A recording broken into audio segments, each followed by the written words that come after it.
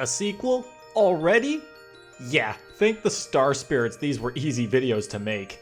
As I mentioned in my opener to the OG TTYD's song list, the remake song list almost feels unique and individualistic, despite being remixes. They all have that mixed feeling of similar and familiar, yet distinct and different. Hence why they earned their own list. I judged this list solely on how much I listened to these songs. Bonus points if they became songs I just can't listen to once in a playlist shuffle. And I can fully confirm that a lot of these choices are going to be largely different, with only 3, technically 4 songs from my first list reappearing here. Hope that's enticing enough for you all to stick around to see how things got shuffled up. Get that playlist going. Well, this is awkward.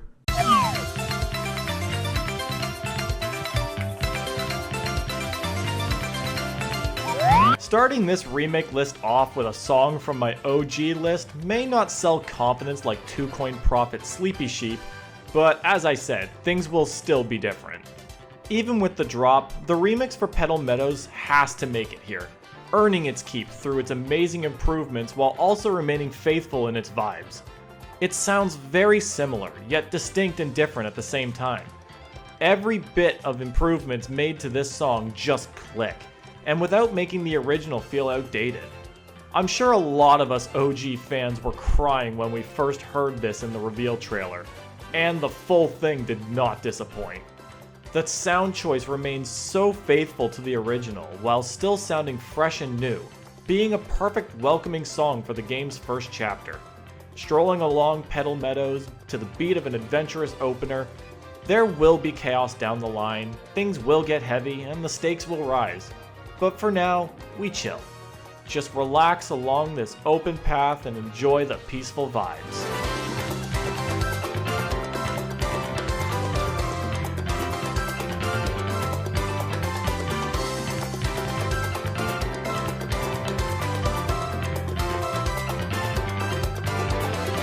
Just as good now as it was 20 years ago. Alright, let's answer this question early. My favorite of the standard battle themes.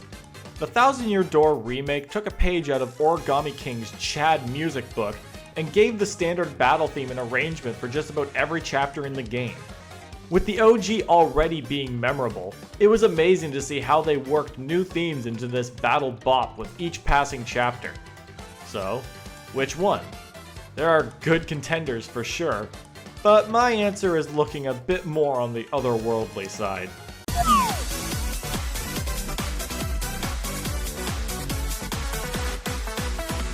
You know, probably less of a surprise.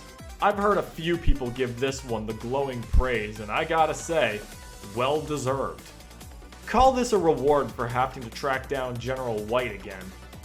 While one could technically say this shares the placement with the OG battle theme of my first list, one can just as easily dance around that rule, as the original battle theme does have its own dedicated remix, and this is just a new arrangement. The techno theming of the X-Nuts found its way into the main battle theme when Mario hits the moon, and man does it ever work. It doesn't scream space, but it does scream high-tech, and that's what we're here for. Perfectly suiting for the X-Nuts, especially after hearing how they improved their Fortress theme. It's a rave on the moon, and I'm breaking every moon clef just to hear it. Fitting to have such a rocking battle theme when it comes to beating up the living rocks.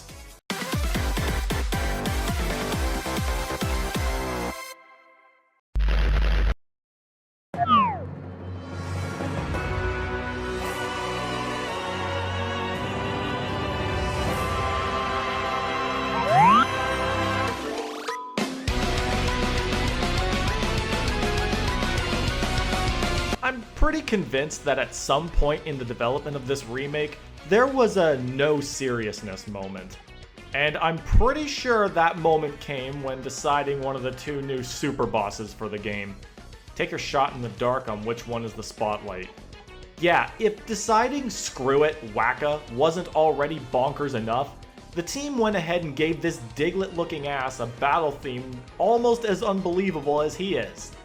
And they went about it in the most hilarious way possible, granting Dark Souls level of build up for the doofiest sound imaginable, and it still manages to sound badass at the same time. Seriously, can we just take all this in for a sec? One of the new super bosses is Waka, the mole you can optionally abuse on Keelhaul Key, who decides to migrate to the bottom of the goddamn Pit of 100 Trials, which is a torture dungeon, might I add, just to be an extra challenge, and his boss theme pulls a bait and switch on you. Starting out almost as threatening as the last boss, only to get goofy 10 seconds in. Absolute musical genius. And yet it still sounds serious at times, particularly at the 50-second mark.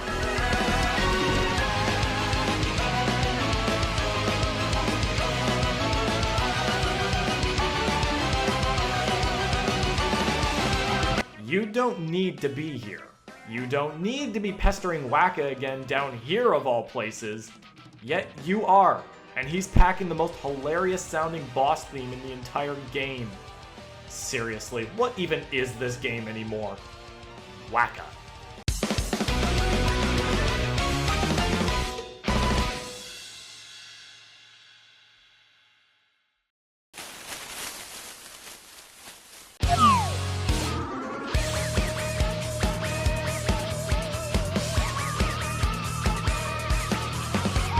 Admitting there was a new theme better than Waka's might be an insult to some, but goddamn, this one wasn't skipping past this list.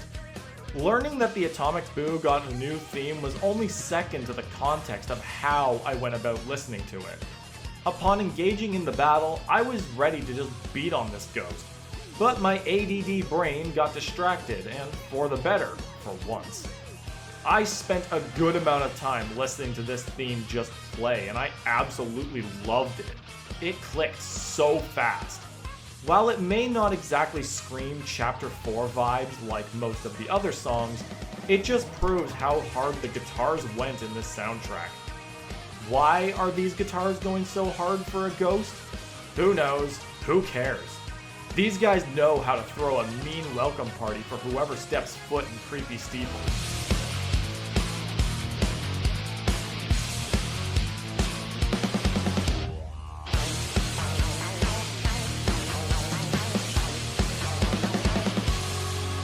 This is one of those themes that has no right going this hard, especially considering it's for an optional mini-boss that's easy to miss out on. Take this as your hint, good friends. Don't skip out on this ghost. You'll miss out on more than just a unique badge. Ooh, whoops. Two-turned him. Dang it, curse you, buffed powerlift. Man, thank the Star Spirits for the in-game music player.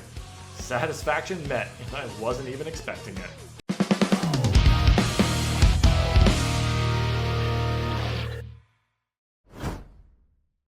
All we ever need is a little hope.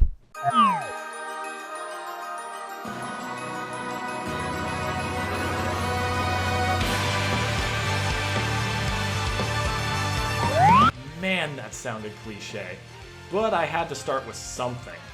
Supportive voices from afar delivers the sounds it needs to perfectly capture the moment. Hope. The feeling of not giving in, even during the hardest part of the adventure. You gotta think of this from Mario's standpoint. He just watched one of his closest allies get taken over by a demon from 1,000 years ago. Just finished forcing himself to attack and hurt her, and watched the queen use her power to make herself invincible, all to take the world for her own. Saying that can't feel good really doesn't do enough to say how terrifying that situation must really feel. But once this theme starts playing, showing everyone cheering Mario and his partners on, showing how much they care for him, it just hits the feels hard. This remake really went all out with its choir and guitars, and even in this part, they work so well. Not taking away from the moment, but adding to it. Just making it sound so much better. I will always picture those encouraging speech bubbles popping up all over the place as this plays. After all, what good is an adventure without the friends you make along the way? You got this, Mario. You always got this.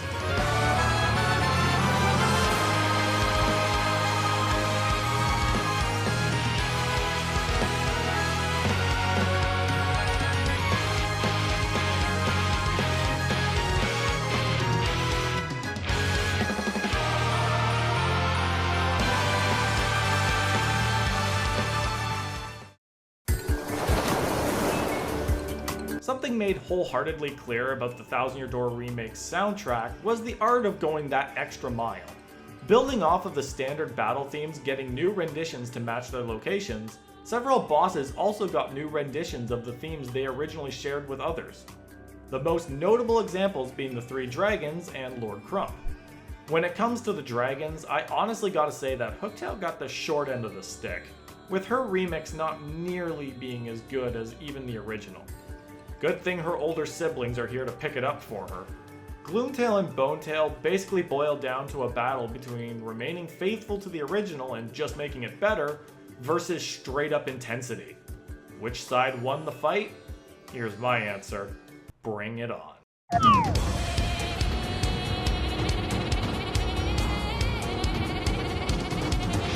A massive thank you for giving me even more reason to trek the Pit of 100 Trials.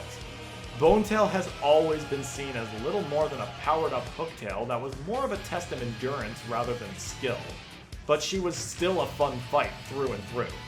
All she really needed was a better battle theme to ramp up the adrenaline rush. Like so many other songs, the heavy use of guitars and the even heavier use of choir and strings here sell this theme way better than anything Charlieton had in his moldy old pack. It kills it without even trying, and that says something for an already dead dragon. It is easily the best spin on Hooktail's battle theme, suiting Bonetail's status as the game's first super boss and narrowly beating out what Gloomtail offered. It pumps up everything to the max and makes this fight one for the ages, one I'd gladly come back for over and over again.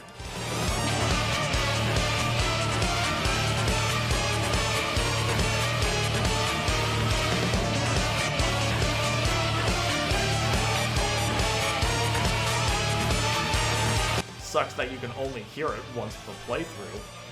Oh well, just another reason to beat the game and head back into this torture dungeon. Not entirely sure how you're supposed to torture someone with a song this great, but whatever, man. Not like I was taking any of that torture anyway.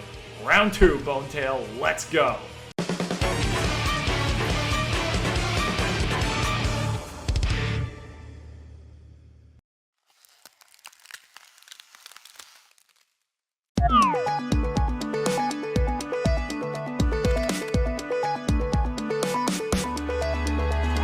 I can't stress how excited I was for this particular piece. The nostalgic vibes I get from Rogueport's Underground is arguably the highest in the entire game. It doesn't reek like the sewers do, far from it. It sounds so much more relaxing, welcoming, mystical, almost lonely at times, as if it knows you're not in some dingy sewers. You're in another era, an era lost to time, with ages of history all around you. And what does this remake hand deliver? A song, faithful as ever, yet one simple addition changes everything. Slight additions for each sub-level, and the one we highlight is sub-level 3. Fans of the original may know what I'm talking about. The 40-second mark. That choir.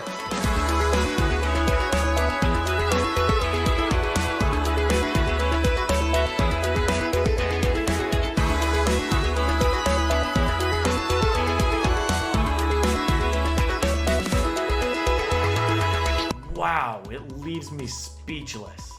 Well, not the best thing to be left with in a video where I'm supposed to be describing why I love something, but that's just the feel. The choir flows so well with the original melody, which remained almost untouched from the original, once again adding some soothing percussions to make it sound even better. I'll admit, this was the original number 5 for this list, but during the editing for this video, I came to the conclusion that it's just a bit better than Bone Tail's theme. It just hits a little different, and I love it for it.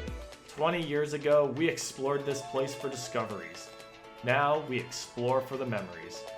How about it? One more time? Yeah, one more time.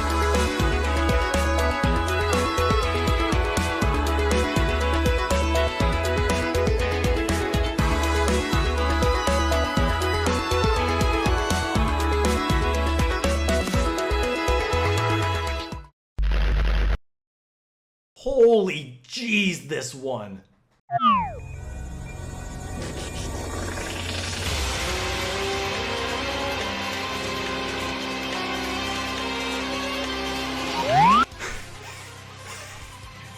Yeah, who the hell is Super Dementio?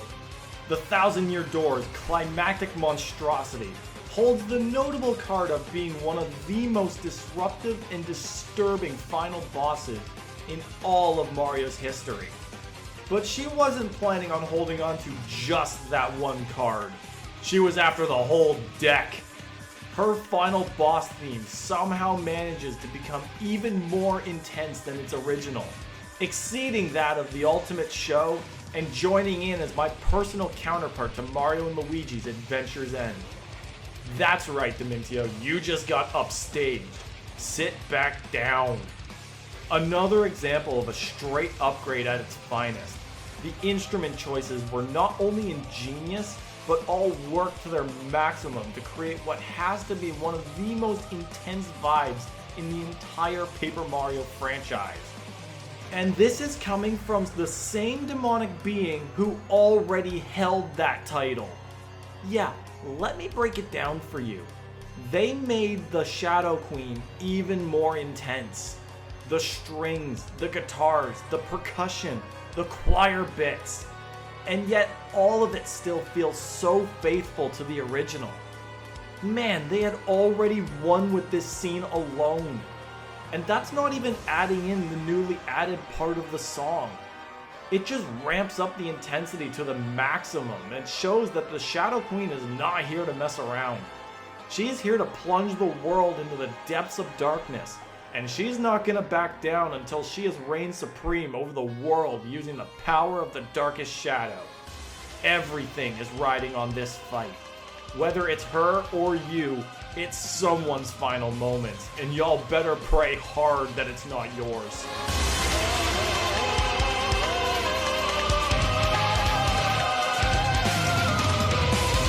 A constant reminder that they didn't have to go this hard. They never had to go this hard, but they did, and it remains the reason why the Thousand-Year Door's final boss is among one of the greatest in all of Mario's history.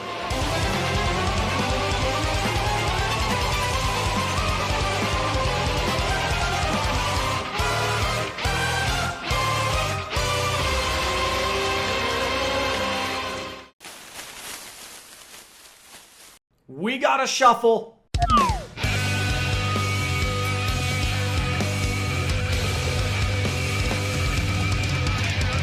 Y'all are a couple of slack-jawed idiots if you thought this song was escaping the list. I feel expecting my favorite song from the original list was a no-brainer, but expecting it to drop was something even I wasn't anticipating. It usually takes a lot for an all-time favorite of mine to budge from its first-place podium spot, but this is a case where I had to be fair and square to everything. But cushioning the blow of second place, this theme still brings everything I want to the table, and really could continue to battle for first place if I wanted it to. The reveal to Macho Grubba remains one of the best pieces of music in the entire game, continuing to nail the vibe of the situation while also sounding super amazing with its new instrument choices. This track just does the original justice. This is a theme I can just hear the dialogue in. And it's even stronger here. Grubba continuing to threaten Mario and his partners after directly catching them snooping through his business. The rumbling of the arena as his power-draining machine rises from the depths below. And especially the sound of his dialogue voice slowly changing to match his powered-up form. This theme continues to master the art of build-up, and I'd wager it does even better than the original. While it may seem to sound like it starts a bit more on the slower side, it quickly shoots the stakes up even higher with the guitars. Man, does this remake love its strings. And what fortune for it, so do I. Even though Macho Grubba's reveal remains my favorite scene, his revealing theme still managed to somehow fall short to just one piece. But before that, hit it one last time, Grubba.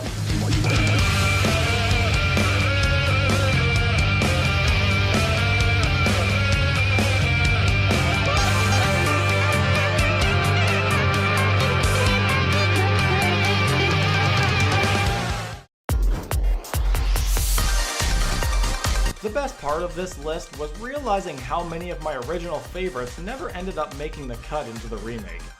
It felt more like there was even more for me to enjoy rather than replacing old favorites. With my old number one now clocking in at second place, it opens the gates for something new to bask in the spotlight. Going back to the new renditions for old boss battles, the dragons had a pretty interesting spread, with Hooktail's remix not exactly beating its original, but Gloomtail and Bonetail both inching out the OG. Did Crump require a third shot to master his theme? No, bro nailed it first try.